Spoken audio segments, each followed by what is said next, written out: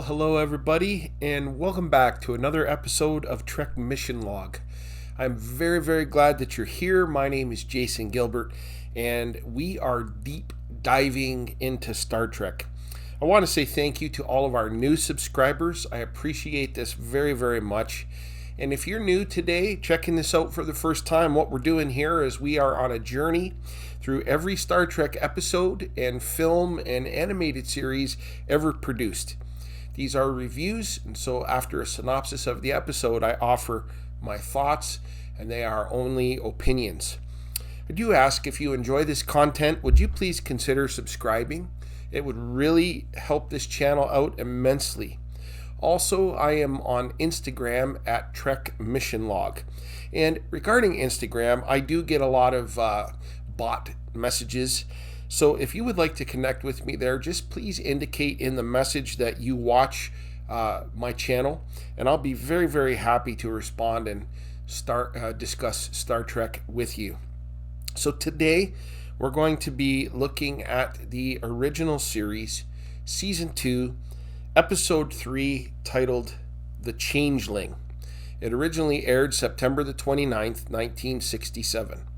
It was written by John Meredith Lucas, directed by Mark Daniels, and of course produced by Gene L. Kuhn. So check out this interesting fact, unique to this episode, and then we will dive in.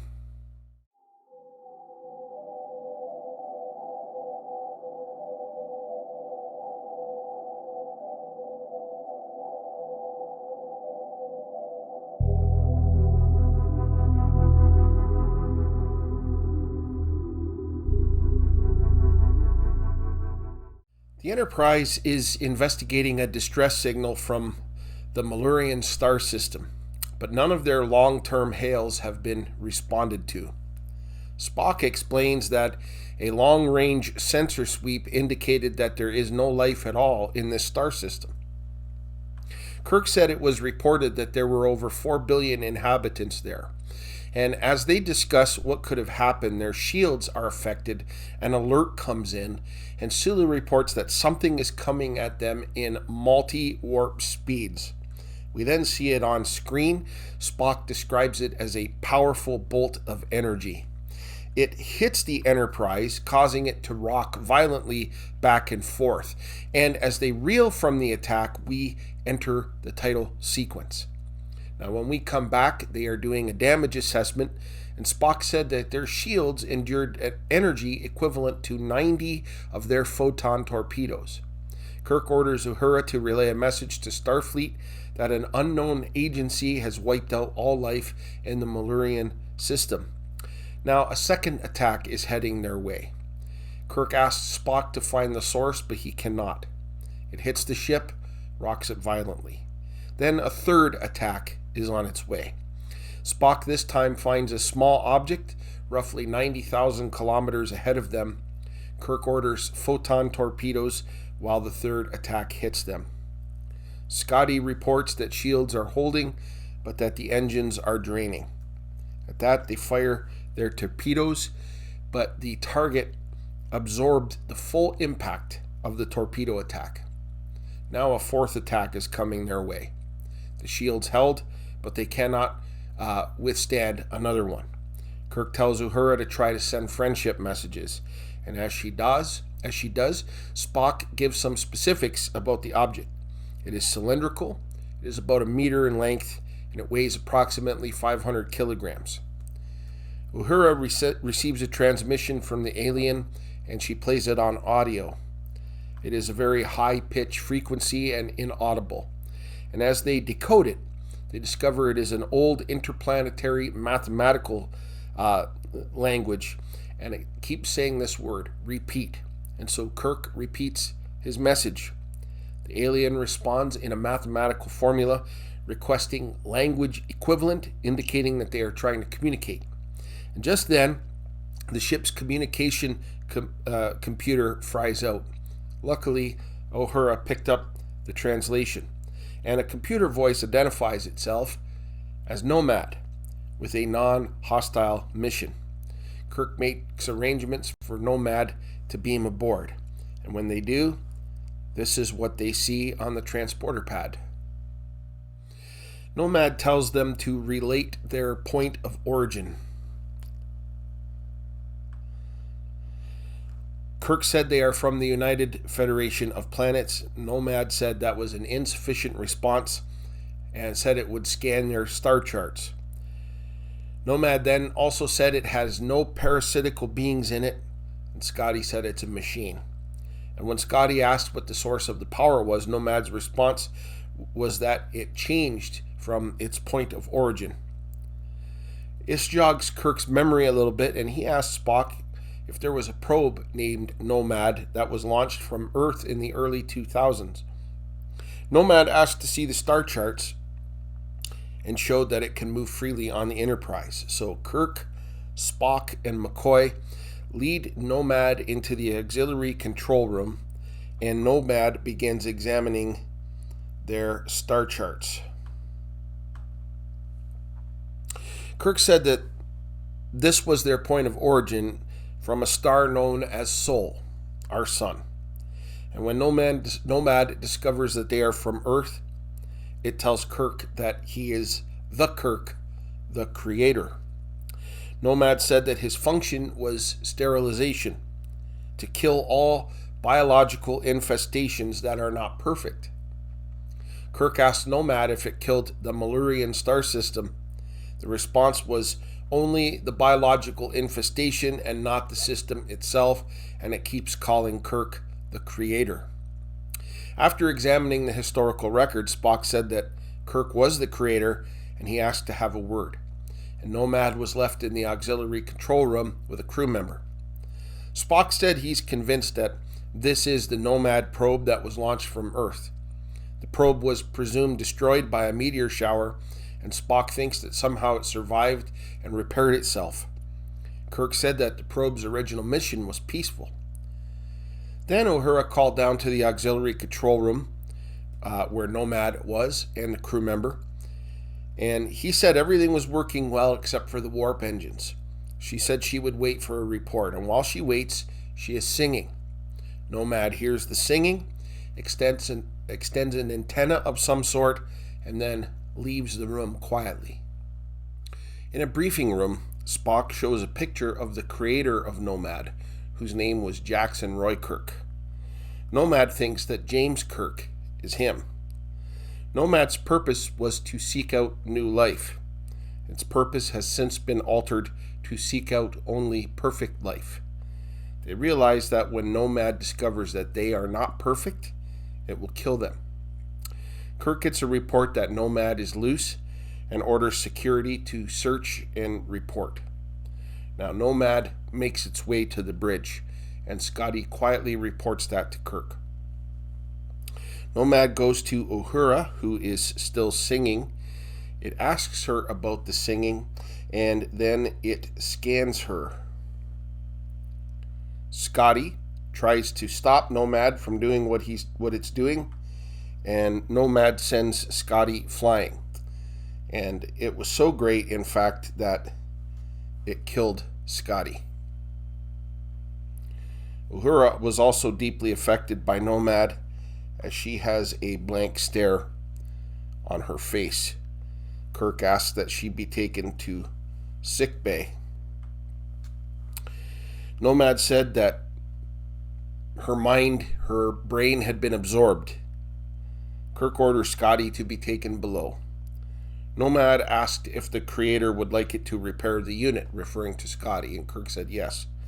So Spock feeds Scotty's neurological and biological information and all other pertinent information regarding Scotty to Nomad. And in sick bay, Nomad brings Scotty back to life. Kirk orders Nomad to repair Uhura. Nomad said it was impossible since it wiped all knowledge from her brain. Spock suggests that she could be re-educated. Kirk ordered 2 security guards to take Nomad to the brig, and he ordered Nomad to go with them. We then see that Spock is trying to do some scans on Nomad, and it only cooperated when Kirk ordered it. Meanwhile, Nurse Chapel is helping Uhura to be re-educated, and at this point in the episode, she's at a grade 1 level. Spock wasn't getting anywhere with his scans, nothing conclusive, and so he suggested to Captain Kirk the Vulcan Mine probe. Kirk reluctantly agrees and orders Nomad to cooperate.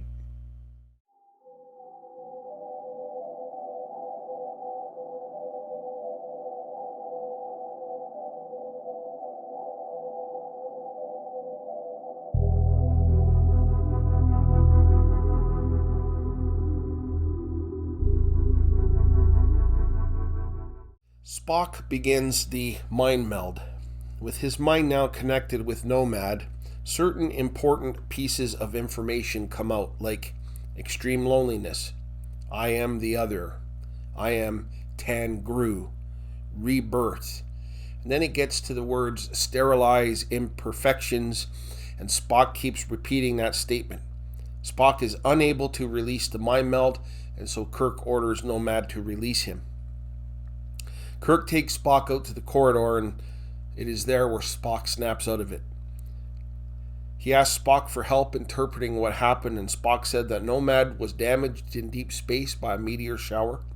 Its memory circuits were damaged. It wandered aimlessly through space and came in contact with an alien probe of great power. The two probes repaired each other and then became one. Nomad took a new function from the other. The other's function was to secure and sterilize soil samples from other planets for the purpose of colonization of their race. Kirk then said that Nomad was like the legend of the Changeling. Nomad then breaks out of the room where he was being guarded. The guards fire phasers and Nomad kills them. It then makes its way to engineering. Nomad told Scotty that the antimatter chamber was inefficient and would effect repair. Also, the engines were running inefficient, and he would effect repairs there as well. And so Nomad gets to work.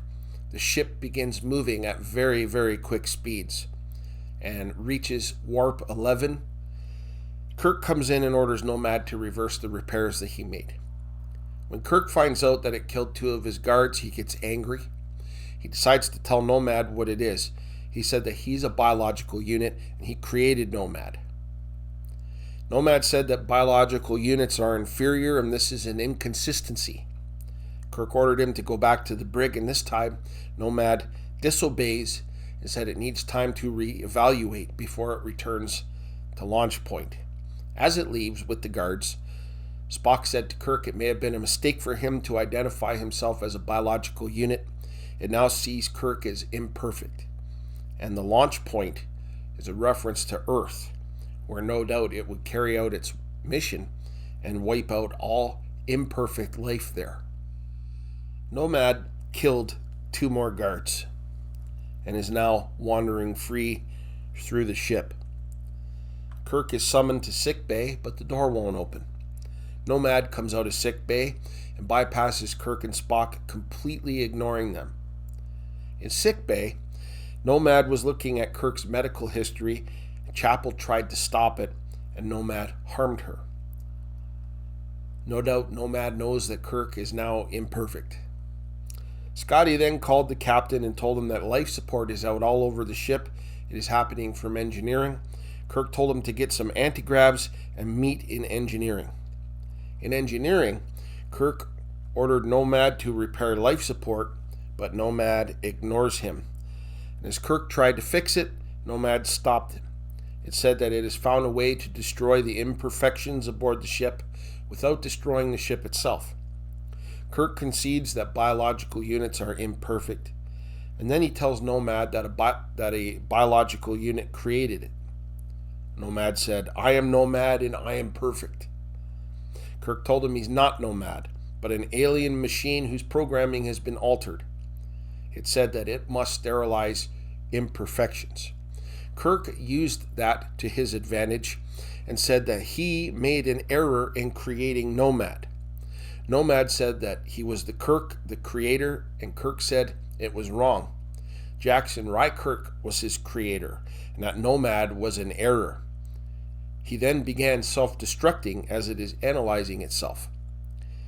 They then put the anti-gravs on Nomad, and they rushed Nomad to the transporter room, which was quite a feat for two men to run that quickly with something that weighs 500 kilograms or roughly 1,100 pounds. Scotty then beamed it into space, and Nomad blew itself up. The Enterprise is now safe. Spock congratulates Kirk on his dazzling display of logic. McCoy comes in to tell Kirk that Uhura is now at college level in her re-education, and she should be back on the job in a week. The episode then ended in a humorous way.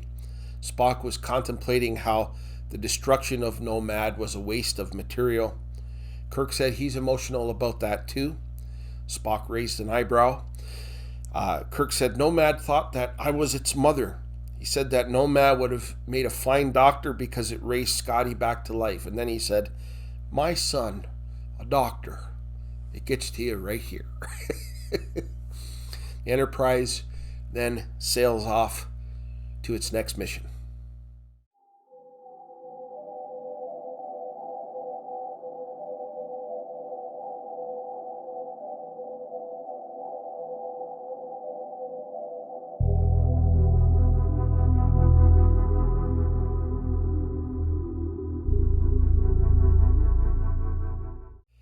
The Changeling is a remarkable story and, in my opinion, a very solid episode, but it is imperfect. But don't worry, I don't want to sterilize it. Let's go through some things. First of all, the title, The Changeling. For curiosity's sake, I looked it up in Encyclopedia Britannica online, and according to the article, a changeling in European folklore is a deformed or imbecilic offspring of fairies or elves, substituted by them surreptitiously for a human infant. According to legend, the abducted human children are given to the devil or used to strengthen fairy stock. The return of the original child may be effected by making the changeling laugh or by torturing it. The latter belief was responsible for numerous cases of actual child abuse. The article continues, the existence of changelings is believed to stem from the idea that infants are susceptible to demonic possession. In the medieval chronicles by Ralph of Coggeshall and other sources, the fairies are said expressly to prey upon unbaptized children. Yuck. Now, in Kirk's description of the changeling to Spock, he was only partially correct. And so I submit that the title is a very poor title for this episode. Doesn't really apply in this case, in my opinion. When Spock explains what happens to Nomad, it wasn't that it was abducted, it was that it found a new purpose in the alien probe that it encountered. It wasn't a good purpose, but it wasn't as though the alien kidnapped it and replaced it with himself. Took the purpose from the alien probe. They repaired each other. They became one. Now that that's out of the way, the story here was fantastic. I love the concept of an ancient Earth probe, presumed destroyed, and reappearing as this menacing device. Good science fiction. Now, the opening sequence was superb. The huge bursts of energy being directed against the ship was very, very exciting to watch. I felt the cast did a great job expressing peril when this thing wreaked havoc on the ship. It killed Scotty, thankfully brought him back to life. It wiped Uhura's brain. By the way, Nichelle Nichols had an amazing performance in this episode. The blank stare on her face was haunting.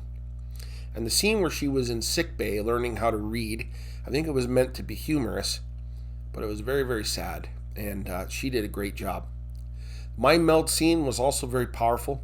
Leonard Nimoy was a superb actor, and one of the things that made this scene so powerful was the music, the sad violins. It was just fantastic. What a great scene.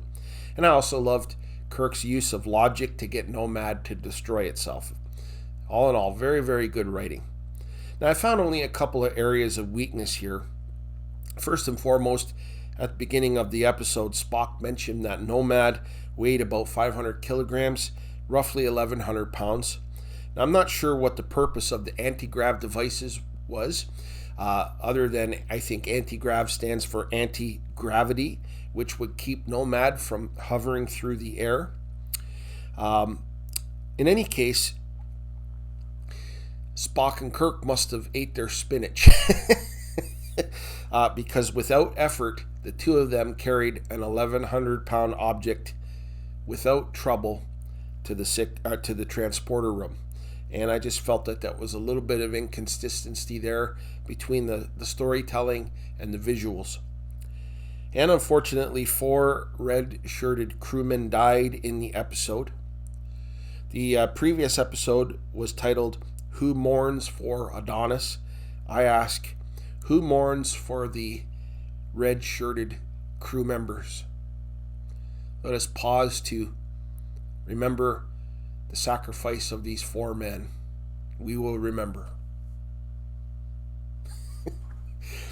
Now, as I bring my thoughts to a close, I cannot help but notice a few parallels here between this episode and Star Trek The Motion Picture. I'm certainly not the only fan to pick up on this. Definitely should be treated as a fan theory. A small object launched from Earth of the past reemerges as a highly intelligent and sophisticated machine, living machine, that is incredibly powerful. It can throw huge balls of energy like V'ger. It can destroy whole civilizations like V'ger. It refers to biological life as units like V'ger. And it was in search of its creator like V'ger, on a mission back to its origin point, Earth, just like V'ger. Now, I'm not trying to make anything out of this. I'm pretty sure that any parallels are pure coincidence, but I just find it very, very interesting. I give the Changeling 4 out of 5 Starfleet insignias for awesomeness. A very good episode that just didn't quite have the full spunk it needed to be a 5-star episode, but definitely check it out. It is worth the watch.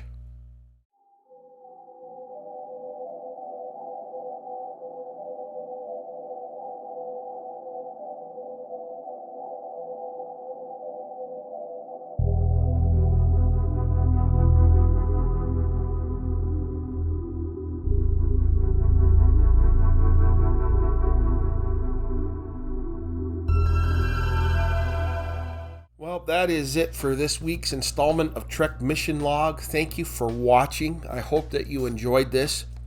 Please feel free to leave a comment below. I do love reading them. I try my best to respond to all of them. And if I miss some, I apologize. Now, I'm very excited about next week's episode. I will be reviewing one of, in my opinion, the original series' finest episodes, titled Mirror, Mirror. You're not going to want to miss that one. I hope you have a great weekend and a great week ahead. And until next Friday, live long and prosper.